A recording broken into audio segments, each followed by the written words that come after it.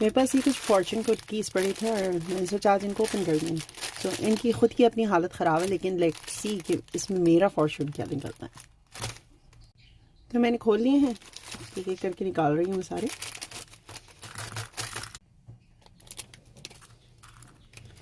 सबसे पहले देखते हैं, you will travel to many exotic places.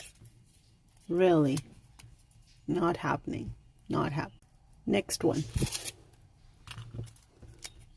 A sweet surprise awaits you. ये हो सकता है, कुछ कुछ है इसका, कुछ डाउट है।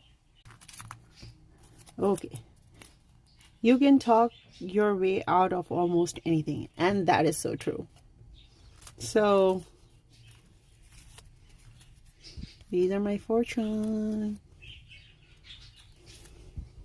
मिलते हैं किसी और वीडियो में।